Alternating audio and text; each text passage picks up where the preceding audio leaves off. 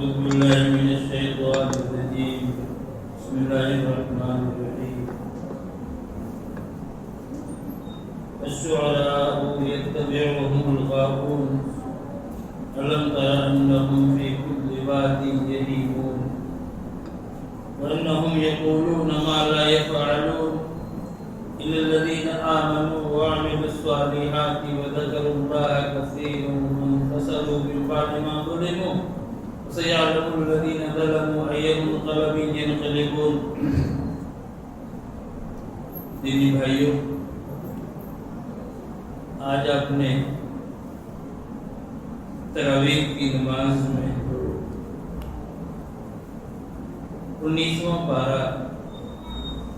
19ویں پارے کا آخری حصہ اور 20ویں پارے کا شروع کا حصہ آپ نے سنا ہے. سورہ شعراء کی تلاوت، سورہ شعراء کی آخری آیات کی تلاوت آپ نے سنی اور اس کے بعد پھر سورہ نمل کو آپ نے سنا اور سورہ نمل کے بعد سورہ قصص کو سنا ہے آپ نے تراویح کی نماز میں. آج کا درس سورہ فرقان سے شروع ہو رہا ہے اور انشاءاللہ ان سورتوں سے باتیں آپ کے سامنے رکھی جائیں گی. پہلی سورت جو آج کے درس کے لیے ہے وہ سورہ فرقان ہے.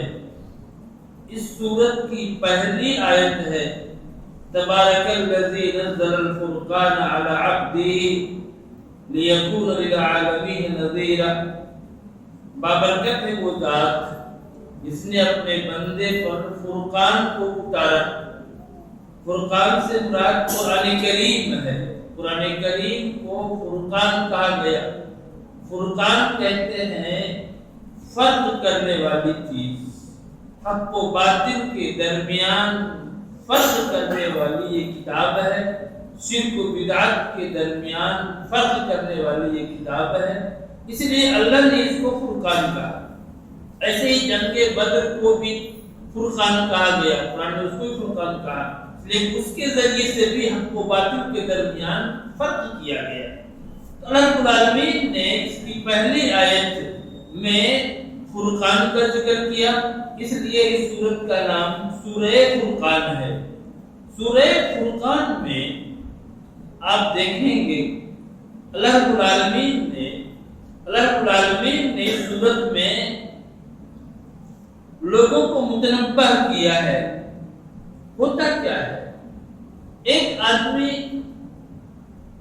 اپنی قوم کے لیے، سماج کے لیے بہت بڑا کام کر جاتا ہے اور اس کام کو کرنے کی وجہ سے قوم اس کو ہیرو بنا لیتی ہے. لیکن وہ کام اگر اس نے اللہ کے لیے نہیں کیا ہے تو اللہ رب العالمین کی نگاہ میں اس کی کوئی اہمیت نہیں ہے. اللہ نے وہی فرمایا وَقَدِمْنَا إِلَى مَا عَمِلُوا مِنْ عَمَلٍ وَجَعَلْنَاهُ هَبَاءً مَنْثُورًا. انہوں نے جو کام کیا ہے، جو بھی انہوں نے کام کیا ہے، ہم ان کے کاموں کو ہباء منثورا بنا دیں گے. جیسے ریت کے ذرات ہوتے ہیں یا سورج کی شعاعیں، اس کی کرنیں ہوتی ہیں الگ الگ بکھری ہوئی، ان کی کوئی اہمیت نہیں، کوئی حیثیت نہیں، تو ان کے کاموں کو ہم ویسے ہی ہباء منثورا بنا دیں گے. یعنی اگر وہ کام ایک انسان دین کے نام پر بڑے سے بڑا کام کر گیا لیکن وہ کام اللہ کے لیے نہیں ہے، اس کی نیت کچھ اور ہے، اللہ تعالیٰ کہہ رہا ہے کہ ہم اس کام کو ہباء منثورا بنا دیں گے.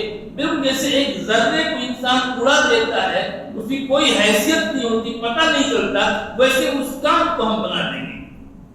آپ دیکھیے اس آیت کے اوپر علامہ ابن قدامہ بہت بڑے فقیہ ہیں، ان کی کتاب ہے المغنی، بڑے فقیہ ہیں. وہ اس آیت کے اوپر تبصرہ کرتے ہیں. وہ کہتے ہیں العمل بغیر نیہ عناء والنیۃ من غیر اخلاص ریاء والاخلاص من غیر تحقیق ہباء. بغیر نیت کے ایک انسان محنت کرے تو اس محنت کا حاصل کچھ نہیں ہے سوائے تکلیف برداشت کرنے کی. ایک انسان کرتا جا رہا ہے اس کی کوئی نیت ہی نہیں ہے اس کی، تو وہ صرف تکلیف کو مشقت کو اٹھا رہا ہے. اور ایک انسان نے نیت کو تو کی لیکن وہ نیت اللہ کے لیے نہیں، اس میں اخلاص نہیں ہے، تو پھر وہ کیا ہے؟ ریا ہے، وہ ریاکاری ہے، اس کا بھی کوئی فائدہ نہیں. اور ایک انسان کے یہاں اخلاص تو ہے لیکن اس نے طریقہ کو نہیں اختیار کیا جو طریقہ اللہ نے بتایا ہے یا اللہ کے رسول نے بتایا ہے، وہ کا ہباء منصورہ ہے.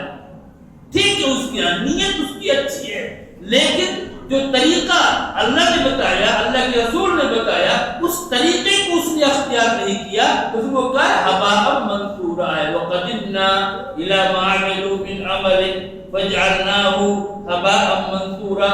ان کے اعمال کو ہباء منصورہ بنا دیں گے. پھر ایک انسان کی نیت بھی اچھی ہو، خالص ہو، اور طریقہ اس کام کو، اس دینی کام کا طریقہ وہ اختیار کرے جو طریقہ اللہ نے بتایا ہے قرآن کریم میں یا اس کے نبی نے بتایا ہے اپنی احادیث میں، وہ طریقہ ہونا چاہیے. آگے رب العالمین نے ایک مقدمے کا تذکرہ کیا ہے اور یہ مقدمہ شاید دنیا کا سب سے عجیب و غریب مقدمہ ہو. اللہ نے اس مقدمے کا تذکرہ کیا ہے. مقدمہ بھی کیسا ہے؟ مقدمہ ایک انسان جاتا ہے نا کورٹ میں جاتا ہے تو ایک شخص مدعی ہوتا ہے جو دعویٰ کرتا ہے، ایک مدعا علیہ ہوتا ہے جس کے اوپر دعویٰ کیا جاتا ہے. اس مقدمے میں کیا ہوگا؟ مدعی کون ہوگا؟ رسول اکرم صلی اللہ علیہ وسلم. قیامت کے دن یہ مقدمہ پیش ہوگا، مدعی ہوں گے رسول اکرم صلی اللہ علیہ وسلم اور مدعا علیہ کون ہوگا؟ آپ کی امت. یہ امت کیا ہوگی؟ مدعا علیہ ہوگی. اور دعویٰ کیا ہوگا؟ رسول کیا کہیں گے؟ دعویٰ کیا ہوگی؟ شکایت کیا ہوگی؟ قرآن کے بارے میں شکایت ہوگی، قرآن کے بارے میں.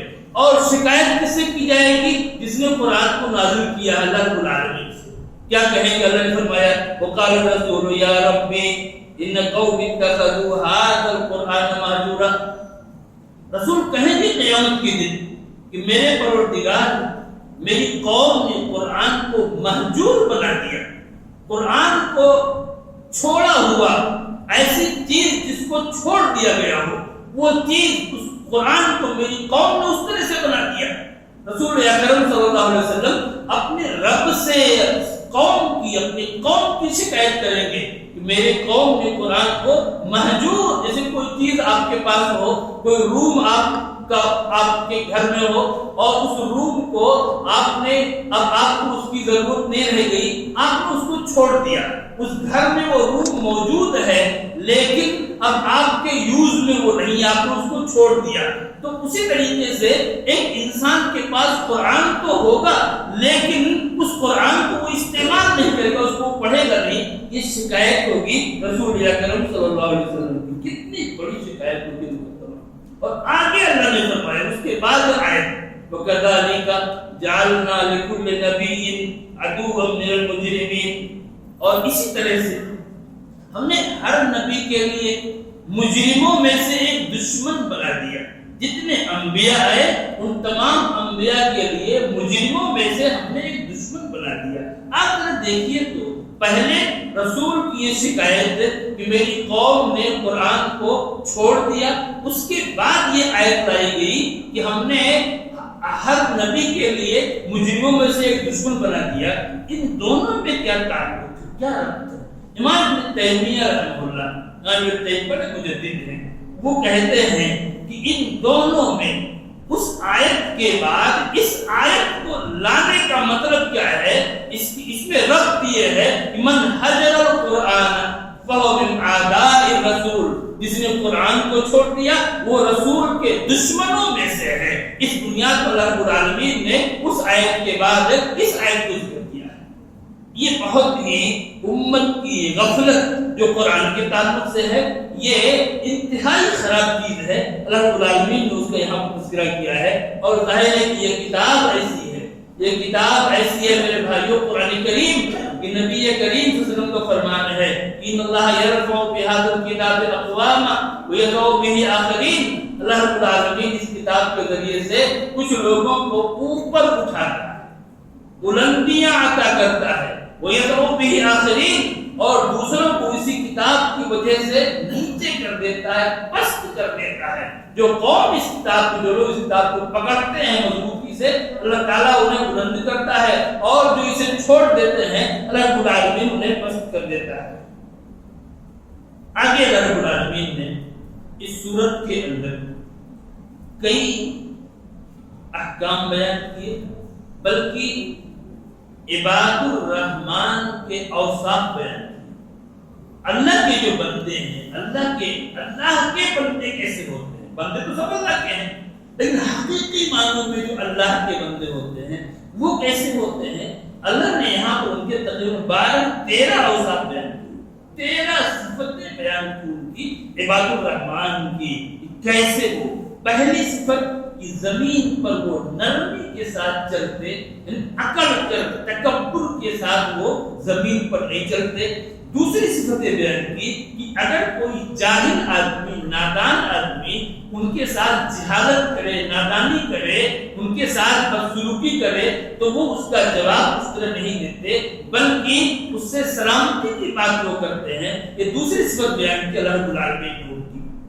یہ دوسری صفت وَإِذَا خَاطَبَهُمُ الْجَاهِلُونَ قَالُوا سَلَامًا، اگر کوئی جاہل ان سے جہالت کی بات پہ نادانی کرے تو وہ سلامتی، سلام کہہ کے گزر جاتے ہیں۔ وہ امام احمد بن حنبل رحمہ اللہ کا ایک واقعہ مجھے یاد آ رہا ہے۔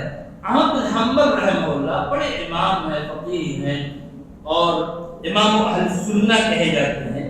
وہ بیٹھے ہوئے ہیں، ان کے سامنے ان کے شاگرد بھی بیٹھے ہوئے ہیں۔ اسی حالت میں ایک جاہل انسان آ جاتا ہے اور ان کے ساتھ وہ سخت گفتگو کرتا ہے، وہ جاہل انسان کچھ سخت کلامی کرتا ہے، بد زبانی کرتا ہے۔ احمد بن حنبل رحمہ اللہ اس کی بات کو سن رہے ہیں۔ شاگرد کہتے ہیں احمد بن حنبل سے کہ امام آپ اس کو جواب تو دیجیے، آپ جواب کیوں نہیں دے رہے ہیں؟ احمد بن حنبل رحمہ اللہ نے کہا کہ اگر میں اس کو جواب دوں فَأَيْنَ الْقُرْآنِ، اس کو جواب میں کیسے دوں؟ قرآن کا حکم کیا ہے؟ وَإِذَا خَاطَبَهُمُ الْجَاهِلُونَ قَالُوا سَلَامًا، قرآن تو یہ کہہ رہا ہے کہ اگر ایک جاہل جہالت کی، نادانی کی بات کرے تو اس کا جواب نادانی سے نہیں دینا ہے۔ یہ قرآن کی تعلیم، اللہ کا فرمان ہے، تو میں اسے کیسے جواب دوں؟ اس طرح سے ہمارے سلف نے قرآن کریم کو سمجھا اور اس کو اپنی زندگی میں اتارا۔ اور اس کے علاوہ ان کی اور صفتیں بیان کی گئی، کیا کہ وہ اپنی راتوں کو، اللہ کے نیک بندے اپنی راتوں کو سجدے اور قیام کی حالت میں گزارتے ہیں۔ ایسا نہیں کہ رات کے 12 بجے تک، 1 بجے تک موبائل کو دیکھتے رہے، ٹی وی دیکھتے رہے اور اس کے بعد پھر پوری رات سوتے رہے، نہ فجر کی فکر نہ کسی چیز کی فکر۔ ایسے نہیں، ان کی راتیں کیسے گزرتے ہیں، کچھ سو کر کے کچھ اللہ کی عبادت میں گزرتی ہے۔ اس طرح سے صرف رمضان میں نہیں، رمضان کے بعد بھی ان کے یہاں قیام اللیل کا ایک سلسلہ ہوا کرتا ہے۔ یہ ایک صفت بیان دی گئی، اور اس کے بعد ان کی ایک صفت بیان دی گئی، وہ دعا کرتے ہیں ربنا اصرف عنا عذاب جہنم، ہمارے پروردگار تو ہم سے جہنم کے عذاب کو پھیر دے، ہٹا دے، یہ دعا وہ کرتے ہیں۔ اور اس کے علاوہ ان کی ایک صفت یہ بیان کی گئی کہ وہ جب خرچ کرتے ہیں، اس آیت کو دیکھیے، پوری اکنومی کو اللہ رب العالمین نے اس ایک آیت میں سمیٹ دیا ہے۔ کیا کہا کہ لم وکان بین ذلک قواما، وہ جب خرچ کرتے ہیں تو بہت زیادہ بھی خرچ نہیں کرتے تھے کہ روڈ پہ آ جائیں، اور اتنا بھی کم خرچ نہیں کرتے۔ بعض لوگ معاملہ ہوتا ہے کہ چمڑی چلی جائے لیکن دمڑی نہ جائے، اس طرح کا معاملہ ہے، تو اتنا کم بھی خرچ نہیں کرتے، بلکہ بیچ کا معاملہ ہوتا ہے ان کا۔ تو اس سے وہ حقوق بھی ادا ہوتے رہتے ہیں اور ان کی جو ہے معیشت بھی مضبوط رہا کرتی ہے اللہ کی زبان۔ اور اس کے علاوہ وہ شرک نہیں کرتے، اللہ کے لفظ کو پکارتے نہیں، کسی کو قتل نہیں، مرڈر نہیں کرتے، اس کے علاوہ وہ زنا نہیں کرتے، بدکاری، جھوٹی گواہی نہیں دیتے، اور کوئی بھی لغو چیز ہو، بیکار چیز ہو، وہ اس سے اعراض کرتے ہیں، اور جب ان کو نصیحت کی جاتی ہے قرآن کریم کے ذریعہ، رب کی آیتوں کے ذریعہ، تو اس کو غور سے سنتے ہیں، غور سے وہ سنتے ہیں، اور اس کے علاوہ وہ دعا کرتے ہیں کیا؟ ربنا ھب لنا من ازواجنا وذریاتنا قرۃ اعین، ہمارے پروردگار تو ہماری بیویوں اور ہماری اولاد کو ہماری آنکھوں کی ٹھنڈک بنا، ہماری اولاد کو بھی ہماری آنکھوں کی ٹھنڈک بنا، ہماری بیویوں کو ہماری آنکھوں کی ٹھنڈک بنا، یہ دعا کرتے ہیں۔ اب یہ دعا ایک انسان کی اولاد اس کے آنکھوں کی ٹھنڈک کب بنے گی؟ اگر وہ اولاد اس کی بات نہ مانے تو اس سے اس باپ کی آنکھیں ٹھنڈی نہیں ہوتی۔ ایسے ہی اگر کوئی اولاد ہے اس کی بات مانتی ہے، اس کی بات مانتی ہے، لیکن وہ اللہ کی بات نہیں مانتی ہے، ایک نیک باپ کی آنکھ اس اولاد سے بھی ٹھنڈی نہیں ہوگی۔ اولاد سے آنکھ ٹھنڈی کب ہوگی؟ جب وہ اللہ کی اطاعت کرے اور باپ کی بھی فرما برداری کرے، دو چیزیں ہوں، تب ایسے اولاد سے ایک باپ کی آنکھیں ٹھنڈی ہوگی۔ یہ دعا کر رہے ہیں، یہ صفتیں جن کے یہاں ہوں، اللہ نے فرمایا اولئک یجزون الغرفۃ بما صبروا، یہ اوصاف جن لوگوں کے یہاں ہوں گے وہ ان کو جنت میں بالا خانے دیے جائیں گے، غرفے ہوں گے، اچھے ان کے لیے رہنے کی جگہیں ہوں گی، کیوں؟ ان کی صبر کی بنیاد پر، اور جنت میں ان کو ہر طرف سے دعا سلام پہنچایا جائے گا۔ یہ فضیلت ہے، اللہ رب العالمین نے تذکرہ کیا ہے رحمان کے بندوں کا، اور ظاہر ہے کہ اس میں ہم سب کے لیے عبرت ہے، نصیحت ہے، ہمیں اس کو اختیار کرنا ہے۔ اب اس کے بعد پھر سورہ شعراء ہے۔ سورہ شعراء کیا ہے؟ یہ شاعر کی جمع ہے، اور شاعر آپ جانتے ہیں کہ اس کو پوئٹ کو کہتے ہیں، جو اپنے اشعار کہتا ہے، نظم کہتا ہے، اس کو شاعر کہا جاتا ہے۔ اس میں بھی اللہ رب العالمین نے شعراء کے تعلق سے، شاعروں کے تعلق سے اخیر میں ذکر کیا ہے، اس بنیاد پر اس سورت کا نام سورہ شعراء ہے۔ اخیر میں اللہ رب العالمین نے شاعروں کے تعلق سے بیان کیا ہے۔ اس وقت کے کافر جو تھے وہ رسول اکرم صلی اللہ علیہ وسلم کو شاعر کہتے تھے اور قرآن کریم کو شعر مانتے تھے، یہ وہ کہا کرتے تھے۔ اللہ رب العالمین نے کہا کہ دیکھو تم قرآن کو دیکھو اور صاحب قرآن کو دیکھو اور شعر کو دیکھو اور شاعر کو دیکھو، تم دیکھو تو تمہیں خود فرق سمجھ میں آ جائے گا، خود فرق سمجھ قرآن میں اور شعر میں، ایسے ہی ہمارے پیغمبر میں اور ایک شاعر میں فرق سمجھ میں آئے گا۔ پھر اللہ رب العالمین نے تین کسوٹیاں بتائیں، تین چیزیں بتائیں جن کے ذریعے سے آپ فرق کر سکتے ہیں قرآن کے درمیان اور شعر کے درمیان۔ کیا کہا اللہ نے؟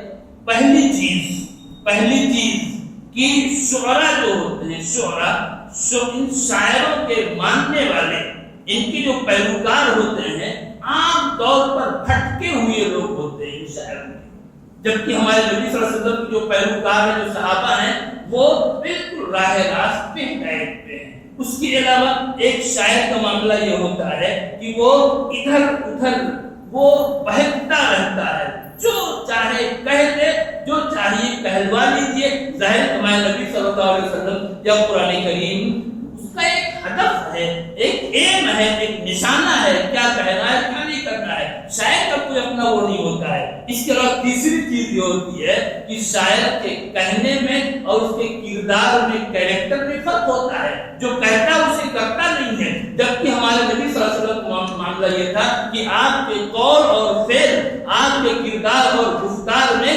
ایک بال کے برابر بھی فرق نہیں پائیں گے۔ ایسا جو کرتے تھے اسے، جو کہتے تھے اسے کر کے دکھاتے تھے۔ رب العالمین نے یہاں پر شعراء کا تذکرہ کہ عام طور پر شعراء یہ ایسے ہی ہوتے ہیں، البتہ کچھ اسلامی شعراء ہیں جن کے اندر یہ چیزیں نہیں پائے، وہ اچھے ہوتے ہیں، تذکر کیا جاتا ہے۔ اس کے بعد ہمارے سامنے سورہ نمل ہے۔ سورہ نمل کے اندر اللہ رب العالمین نے تین اہم کیریکٹر کو بیان کیا، تین اہم کیریکٹر۔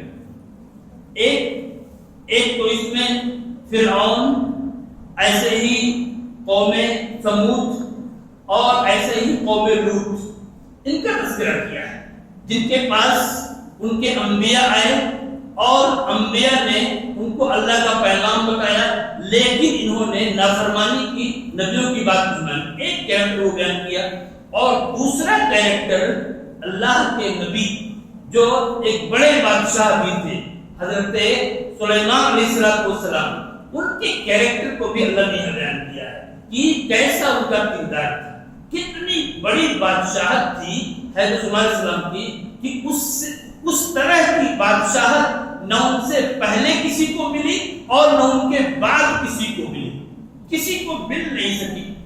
کیسی بادشاہت تھی کہ پرندوں پر ان کی حکومت تھی، ہواؤں پر ان کی حکومت تھی، پرندوں کی بولیوں کو وہ سمجھتے تھے، پرندوں کو جو آرڈر کرتے تھے پرندے اس کو کرتے تھے، جن ان کے اندر میں تھے، ان کے کنٹرول میں تھے، جنوں کو جس کام پر لگاتے تھے وہ کام وہ کرتے تھے۔ اللہ رب العالمین نے ایسی بادشاہت دی اور ایسا اتنا بڑا بادشاہ کہ دنیا میں کسی کو بھی ویسی بادشاہت نہیں ملی۔ اس بادشاہ نے اپنے رب کا شکر کیسے ادا کیا، اللہ نے اس کو بیان کیا ہے کہ ایک وادی سے گزر رہے تھے، چیونٹیوں نے کہا، چیونٹی نے کہا اے چیونٹیوں کی جماعت، اپنے بلوں میں گھس جاؤ، اپنے سوراخ میں گھس جاؤ، کہیں ایسا نہ ہو کہ سلیمان اور اس کا لشکر تمہیں کچل ڈالے اور انہیں احساس بھی نہ ہو۔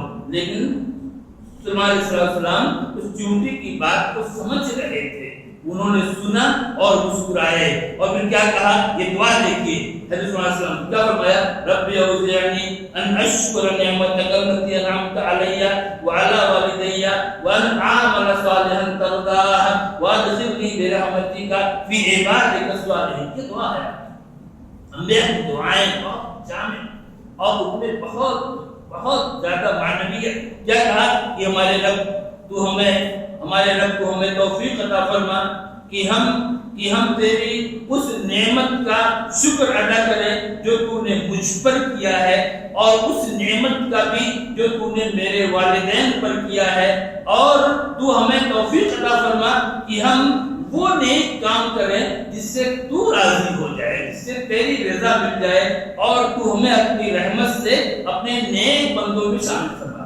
یہ دعا ہے، اللہ کے پیغمبر ہیں، اللہ کے نبی ہیں، پیغمبر ہیں، لیکن دعا کر رہے ہیں کہ اپنے نیک بندوں میں شامل کر دے۔ یہ دعا یہ ایک کردار یہ تھا حضرت صلی اللہ علیہ وسلم کا۔ اور ایک تیسرا کردار ہے اس صورت میں ملکہ سبا کا، بلقیس کا، جو قوم سبا کی ملکہ تھی، اور یہ قوم بڑی بہادر قوم تھی، اور اس کی بادشاہت، ملکہ سبا کی بادشاہت بھی بہت بڑی بادشاہت تھی۔ قرآن نے کہا اوتیت من کل شیء، ہر چیز اس کو دے دی گئی۔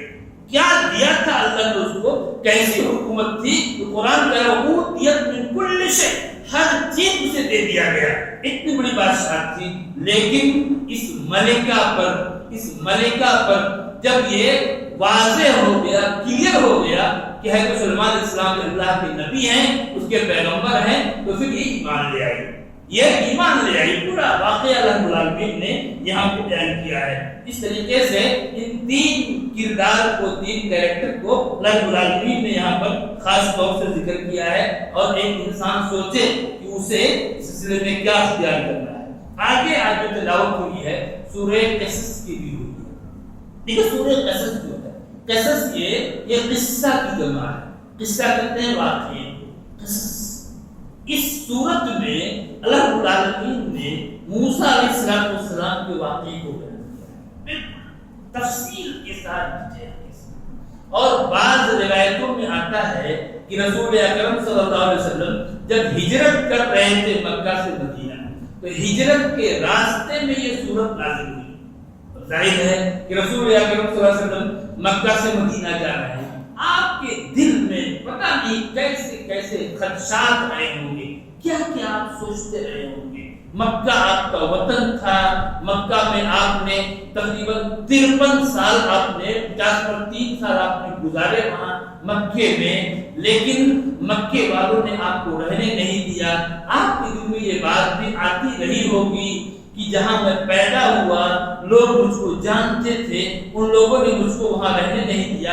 اب میں جہاں جا رہا ہوں نئے لوگ ہوں گے، نئی جگہ ہوگی، کیسا معاملہ ہوگا، اس طرح کی چیزیں آپ کے دل میں رہی ہوں گی۔ اللہ رب العالمین نے یہ سورت نازل فرمائی اور اللہ نے موسیٰ علیہ السلام کے واقعے کو بیان کیا۔ کیا کہا کہ موسیٰ علیہ السلام کو دیکھیے، آپ موسیٰ علیہ السلام کو دیکھیے کہ بچپن کہاں گزرا، دشمن کے محل میں۔ بچپن گزر رہا ہے کہاں موسیٰ کا، دشمن کے محل میں، یعنی فرعون کے یہاں بچپن گزر رہا ہے۔ اور جوانی کہاں گزر رہی ہے، پردیس میں، مصر میں نہیں، پردیس میں گزری۔ وہاں حضرت شعیب کہ یہاں مزدوری کرتے ہوئے، محنت کرتے ہوئے وہاں ان کی جوانی گزر رہی ہے۔ اور جب نبی بنایا گیا تو نبی بنانے کے بعد دنیا کے سب سے بڑے جابر ظالم کے پاس بھیج دیا گیا کہ جاؤ اس کو سمجھاؤ۔ اس طریقے سے موسیٰ علیہ السلام کی زندگی کو دیکھیے، کس طرح سے وہ وہاں سے مصر سے مدین گئے تو ان کے لیے کوئی انتظام نہیں۔ دو لڑکیاں تھیں، حضرت شعیب کی دو لڑکیاں تھیں جو اپنی بکریوں کو لیے ہوئے اس کنویں کے پاس کھڑی ہوئی تھی، چرواہے پانی پلا رہے تھے۔ موسیٰ علیہ السلام نے دیکھا تو ان کی بکریوں کو جو پانی پلا دیا، پانی پلانے کے بعد آئے ایک درخت کے سائے میں لیٹ گئے۔ نہ کچھ کھانے کو ہے، نہ پینے کو ہے، نہ کچھ پتا ہے کہ کہاں جانا ہے، کیا کرنا ہے۔ اس حالت میں دعا کی اپنے رب سے، رب انی لما انزلت الی من خیر فقیر، میرے پروردگار تو جو کچھ میری طرف اتار دے، کچھ نہیں ہے، پتہ نہیں کتنے بھوکے رہے ہوں گے، کئی دن کے بھوکے تھے، اللہ ہی جانتا ہے۔ دعا کرتے ہیں اسی حالت میں کہ میرے پروردگار تو جو کچھ میری طرف اتار دے تو میں اس کا بہترین محتاج ہوں، مجھ سے بڑا کوئی محتاج ہو نہیں سکتا۔ اس وقت دعا کرتے ہیں، اللہ رب العالمین نے دعا قبول کی اور فوراً وہی لڑکی جس نے بکریوں کو پانی پلایا تھا وہ لڑکی آ کر کے پہنچ گئی، شرم و حیا کے ساتھ چلتی ہوئی وہ لڑکی پہنچتی ہے اور کہتی ہے کہ میرے والد نے آپ کو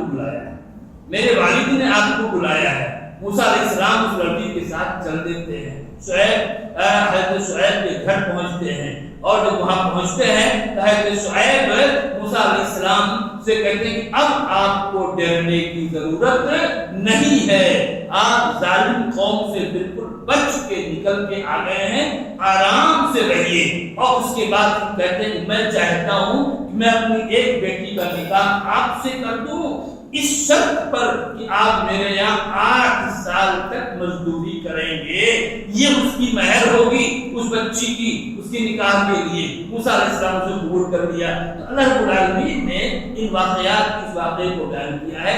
اے نبی آپ کو اطمینان رکھیں، آپ کو گھبرانے کی ضرورت نہیں ہے۔ انبیاء کرام جو بھی آئے ان کے ساتھ مشقتیں رہی ہیں، آزمائشیں رہی ہیں، کوئی بھی نبی اللہ کا وہ آزمائشوں سے گزر کر کے ہی وہ آگے بڑھا ہے۔ اس لیے آپ جا رہے ہیں، اللہ آپ کے ساتھ ہے، آپ کو پریشان ہونے کی ضرورت نہیں ہے۔ اس طرح سے اللہ رب العالمین نے اپنے نبی کو تسلی دی، اطمینان دلایا۔ اور اس کے علاوہ ایک سب سے بڑے ناشکرے کو اللہ نے یہاں بیان کیا، کون ہے؟ قارون۔ اس سے پہلے کی صورت میں ایک بڑے شکر گزار کا تذکرہ کیا، کون ہے؟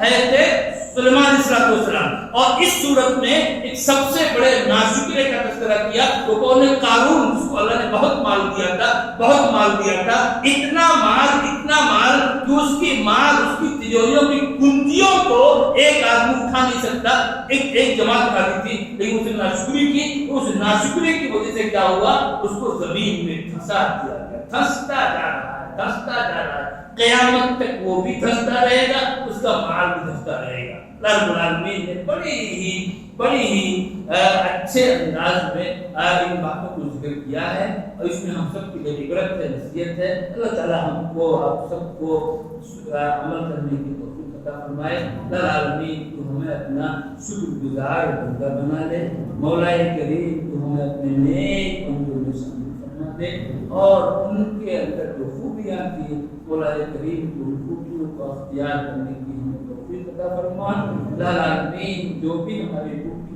پھوٹی نیکیاں ہیں اللہ تم قبول فرما لے اپنے قریب تمہارے گناہوں کو معاف فرما دے ہمیں بنا دے آمین رب العالمین صلی اللہ علیہ محمد وعلی آلہ وصحبہ وسلم. السلام علیکم.